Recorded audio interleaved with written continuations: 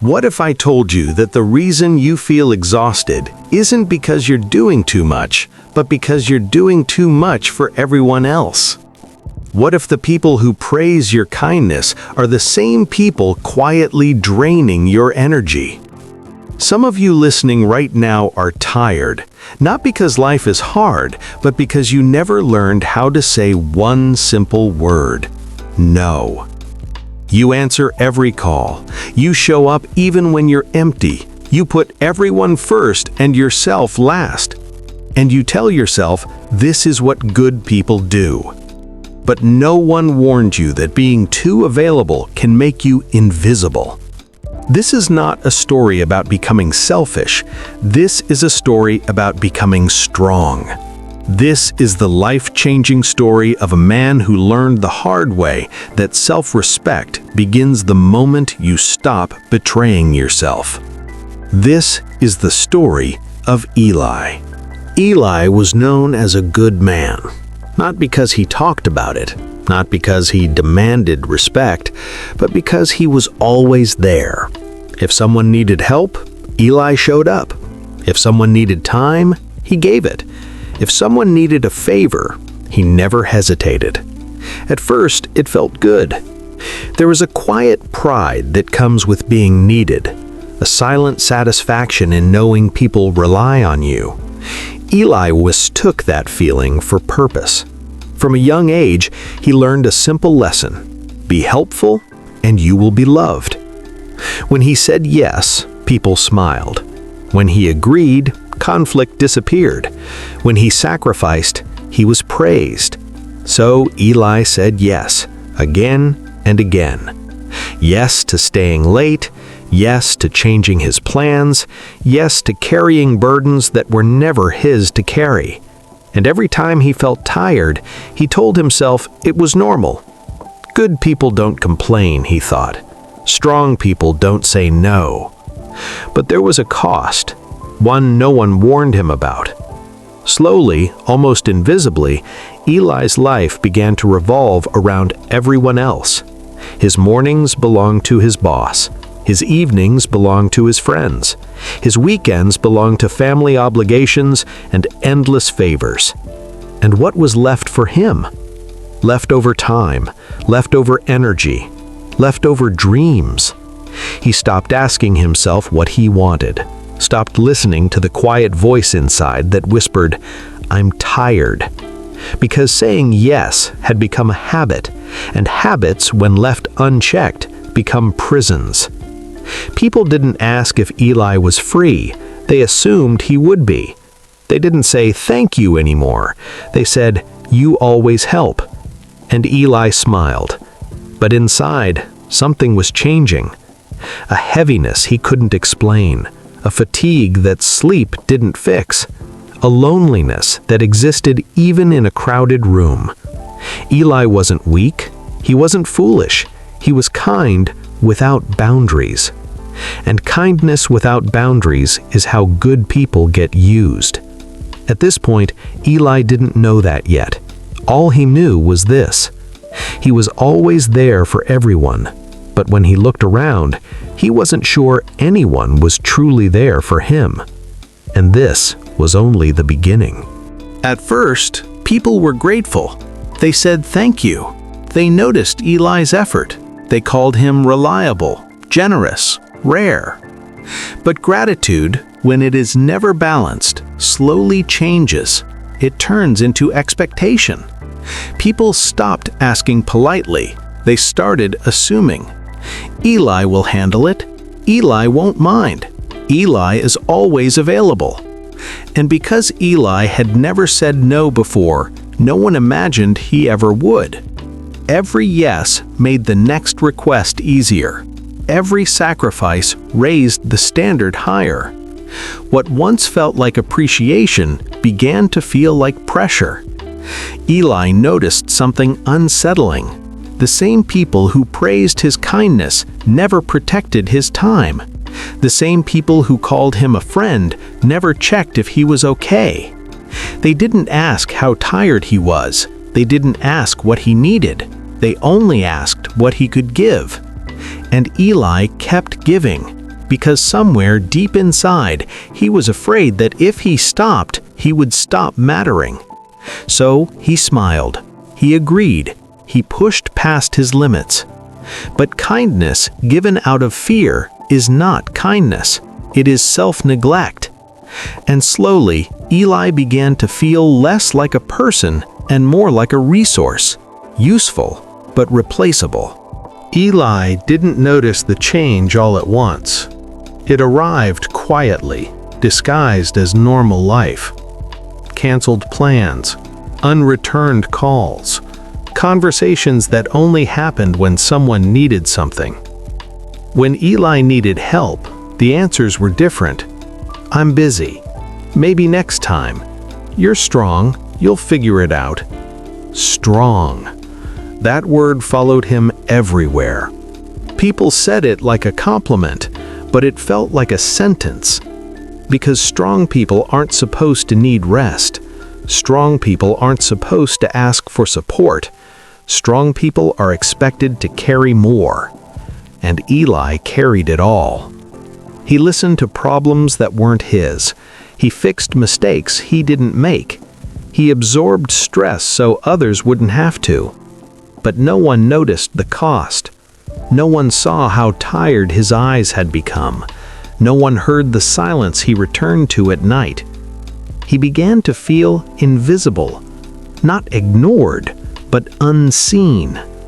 There is a special kind of pain in being surrounded by people, yet feeling completely alone. And in that loneliness, a truth began to form. The more Eli gave, the less he was valued. Because people don't appreciate what never stops being available. They assume it will always be there. And for the first time in his life, Eli wondered something that scared him. What would happen if he stopped saying yes? That question stayed with him, heavy, uncomfortable, but necessary. Because deep down, Eli knew something had to change. Eli's body noticed the cost before his mind did. He woke up tired, even after a full night of sleep. His chest felt heavy for no clear reason. Small tasks felt overwhelming. He told himself it was just stress, just a busy season, just life. But deep down, he knew it was more than that. When you are always available to others, you slowly become unavailable to yourself. Eli no longer had time to think, no time to rest, no time to feel. Every quiet moment was filled with someone else's needs. Every pause was interrupted by another request. And the worst part was this: no one was forcing him. He was choosing it, out of habit, out of fear, out of the belief that his value came from being useful. His dreams were the first to suffer. Things he once cared about were postponed, then forgotten. "I'll do it later," he said, but later never came. Because life does not slow down for people who never set boundaries. Eli began to feel disconnected from himself. He laughed, but it felt empty. He helped, but it felt heavy. And sometimes, late at night, he wondered who he was becoming. Not angry, not bitter, just drained. And still, he kept saying yes. It didn't happen during a big argument. There was no dramatic confrontation. It happened in a quiet moment. A moment when Eli finally needed help. For the first time in a long while, he reached out. Not to ask for a favor, but to ask for support. He sent the messages carefully. He chose his words. He waited. The replies came slowly. Some didn't come at all. "I can't right now. Maybe later. I thought you were okay." That last one stayed with him. "I thought you were okay." As if being strong meant being invincible. As if kindness meant never needing anything in return. Eli sat alone, phone in his hand, and felt something crack inside him. Not anger, not sadness, clarity. In that moment, he saw the truth clearly. He had been available to everyone, but no one had made themselves available to him. He had given without limit and taught people exactly how little it cost them. And for the first time, Eli asked himself a question he had avoided for years. Why did he believe he had to disappear for others to stay comfortable? That night, something ended. Not his kindness, not his empathy, but his willingness to abandon himself. And that quiet decision would change everything. Eli sat in silence that night, staring at the ceiling, replaying every favor he had ever done, every yes he had ever said, every moment he had put someone else first while forgetting himself. And slowly, a thought began to rise, a simple, almost terrifying thought. What if I don't? What if I said no? What if I put myself first for once? What if I stopped carrying everyone else's burdens? At first, the idea felt impossible. Fear gripped him. Guilt whispered, "You can't. People will be disappointed. You're supposed to help." But underneath the fear, a quiet clarity emerged. He realized that kindness without limits had become his prison, that he had confused availability with love and sacrifice with respect, that saying yes to everyone else had silently taught the world to take him for granted. The next day, Eli practiced, not with anyone important, not with anyone watching. He practiced with small things, refusing a minor request, politely declining a trivial favor. The reactions were immediate: shock, surprise, confusion, and yes, a little guilt. But Eli felt something he hadn't felt in years: lightness, relief, a small sacred sense of freedom. It wasn't easy. Saying no made his heart race. His mind screamed, "You're selfish." But deep inside, he felt the first taste of something stronger than fear: self-respect. For the first time, Eli understood that saying no was not unkind. Saying no was not weak. Saying no was necessary. It was the foundation of being truly kind, not for others, but for himself. And for the first time in a long time, Eli felt alive. The moment Eli began setting boundaries, the world reacted. Not kindly, not with understanding, but with resistance. Friends called him cold, colleagues complained, people he had helped for years suddenly seemed annoyed that he had limits. "You've changed," they said. "You're not the same person anymore. You're being selfish." At first, Eli doubted himself. Perhaps they were right. Perhaps his fear of disappointing others was valid.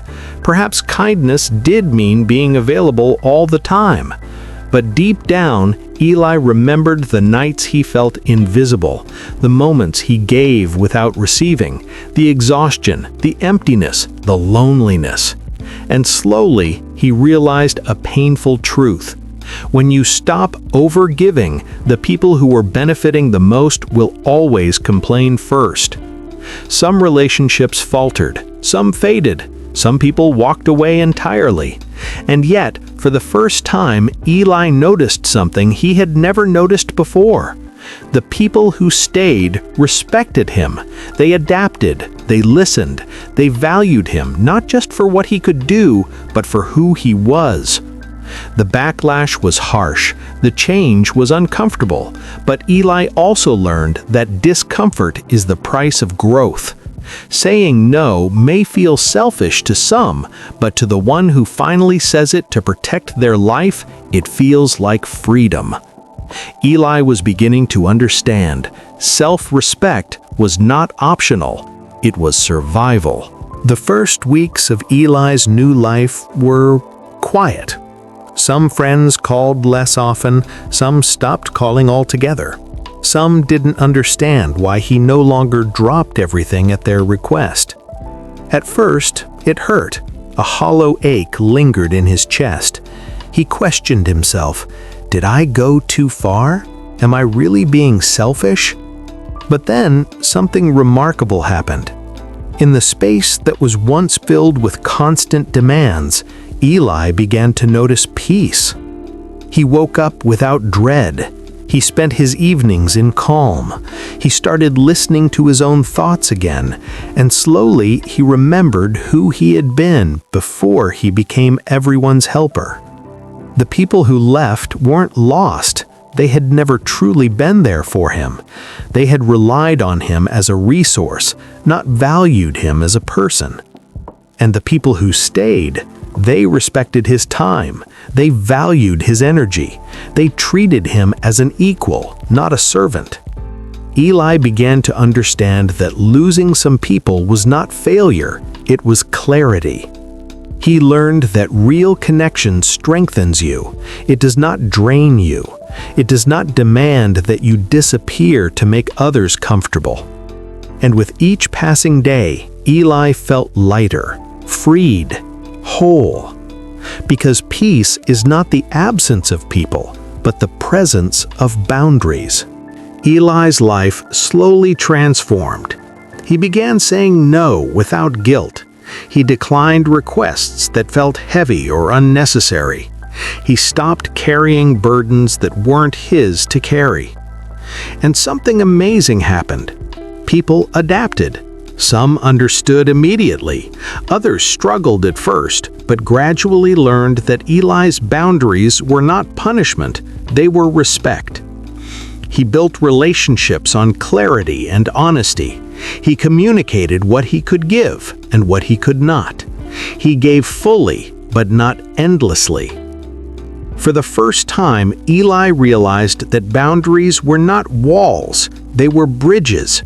They connected him to others in a way that was healthy, honest, and sustainable. They allowed him to care deeply without losing himself. They allowed him to love and support without resentment. Eli discovered that kindness without limits is not kindness. True kindness comes from strength, clarity, and self-respect. And in that clarity, Eli finally felt the freedom he had been searching for all along. He had learned the most important lesson of all. You cannot pour from an empty cup, and true respect, both given and received, begins with you. Eli had changed, but not in the way most people expected. He hadn't become cold. He hadn't stopped helping entirely. He hadn't abandoned kindness. What he had done was something far more powerful. He had chosen himself. He no longer felt guilty for saying no. He no longer measured his worth by how much he gave. He no longer feared disappointing others because he had learned that disappointing himself was far worse. Every decision he made now was filtered through one simple question: does this honor me? If the answer was yes, he gave freely. If the answer was no, he said no without hesitation. And in that choice, he discovered something remarkable. Life didn't punish him for setting boundaries. Life didn't punish him for valuing himself. Life rewarded him with clarity, respect, and peace. The people who truly mattered stayed. The people who drained him faded, and Eli's world became smaller, quieter, but infinitely more meaningful. He realized that self-respect is not selfish, it is essential. It is the foundation of every healthy relationship. And for the first time in his life, Eli felt whole. If you are listening to this story right now, there is a message meant for you. You are not responsible for everyone's happiness. Your time is your life. Your energy is sacred. Learning to say no is not unkind. Setting boundaries is not selfish. Choosing yourself is not wrong. Every yes you give should be intentional. Every boundary you set should honor who you are. And every moment you protect yourself is a step toward the life you deserve. Remember this: kindness is powerful, but kindness without limits can be dangerous. Respect is earned, but it begins with respecting yourself. Love is beautiful, but it thrives only where boundaries exist. So today, make the choice Eli made. Say no when you need to. Protect your energy. Honor yourself. Because when you do, the world doesn't lose a kind person. It gains a strong, self-respecting human being. Someone capable of true love, true care, and true connection. And that someone is you.